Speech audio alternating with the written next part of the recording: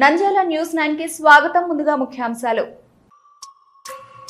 నంద్యాల ప్రభుత్వ ఆసుపత్రిలో తాగునీటి కొరత తీవ్ర సమస్యగా, గుక్కడి నీటి కోసం నానా అవస్థలు, పట్టించుకుని అధికారుల నిర్లక్ష్యం, రోగులు బంధువుల ఆవేదన.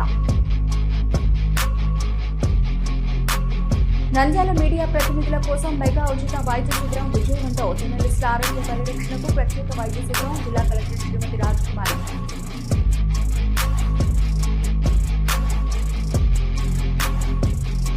నంద్యాల పద్మావతి నగర్లో కాలువలు మూసుకుపోయిన ఘటన. ప్లాస్టిక్ వ్యర్థాలను తీసి షాక్ అయిన ప్రజానీకం. షాపు యజమానులకు జరిమానా వేయండి, స్థానికులు వెల్లడి. పేరుకై నంద్యాల జిల్లా ఆసుపత్రి కనీస సౌకర్యాలు లేక రోగులు నానా అవస్థలు, రోగుల బంధువుల ఆవేదన వ్యక్తం. Nandyal news 9 focus. వనగానపల్లిలో గ్యాస్ మంటలు, దారుణమైన సిలిండర్లు, డెలివరీ మెసేజ్ వస్తున్న ఇంటికి రాని గ్యాస్ బండ. బాలాజీ గ్యాస్ ఏజెన్సీ పేరుపై వినియోగదారుల ఆవేదన. ఎండలో కార్మికులతో పని చేయించద్దు, కార్మికులకు వడగడ్డి తగిలితే యజమానులదే బాధ్యత. కార్మికుల వివరాలు కార్మిక శాఖకు తెలపాలి. కార్మిక శాఖ సహాయ కమిషనర్ నజీరున్నీసా వేగం.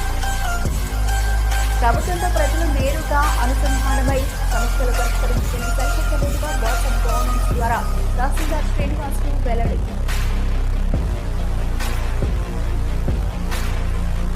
ప్రపంచ ఆరోగ్య దినోత్సవం రెడ్ క్రాస్ ఆధ్వర్యంలో రక్తదాన శిబిరాన్ని ప్రారంభించిన minor irrigation executive engineer Venkateswara Prasad. ఆళ్లగడ్డలో గ్రంథాలయాన్ని ఆకస్మిక తనిఖీ. గ్రంథాలయాల అభివృద్ధికి తాము కట్టుబడి ఉన్నామని ఉమ్మడి జిల్లాల గ్రంథాలయ సంస్థల చైర్మన్ దుగ్గలి నాగేంద్ర.